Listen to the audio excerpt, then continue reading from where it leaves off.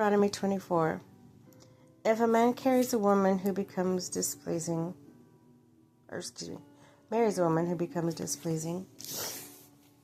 to him because he finds something indecent above her, and he writes her certificate of divorce, gives it to her, and sends her from his house, and after she leaves in his house, and she becomes the wife of another man, and her second husband dislikes her and writes her a certificate of divorce, gives it to her, and sends her from his house, or if he dies, then her first husband who divorced her is not allowed to marry her again after she has been defiled. That would be detestable in the eyes of the Lord. Do not bring sin upon the land the Lord your God has given you as an inheritance. If a man has recently married, he must not be sent to war or have any other duty laid on him. For 1 year he is to be free to stay at home and bring happiness to the wife he has married. Do not take a pair of millstones, not even the upper one, as security for a debt, because that he would take a person's livelihood as security. If someone is caught kidnapping a fellow Israelite and treating it or selling them as a slave, the kidnapper must die. You must purge the evil from among you. In case of a defiling skin disease, be very careful to do exactly as the Levitical priests instruct you. You must follow carefully what I have commanded them. Remember what the Lord your God did to Miriam along the way after you came out of Egypt.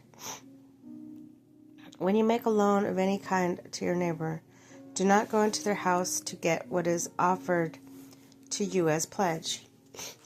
Stay outside and let the neighbor to whom you are making the loan bring the pledge out with you.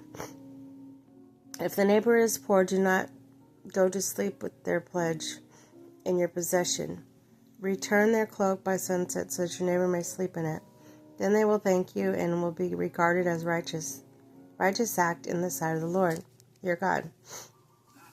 Do not take advantage of a hired worker who is poor and needy, whether that worker is a fellow Israelite or a foreigner residing in your house or in your towns.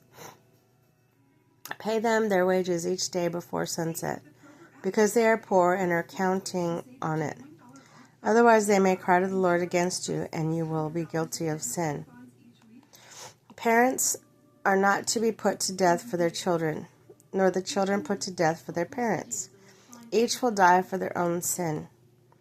Do not deprave the foreigner or the fatherless of justice, or take a cloak of the widow as a pledge. Remember that you were slaves in Egypt, and the Lord your God redeemed you from there. That is why I command you to do this. When you are harvesting in your field and you overlook a sheaf, do not go back and get it.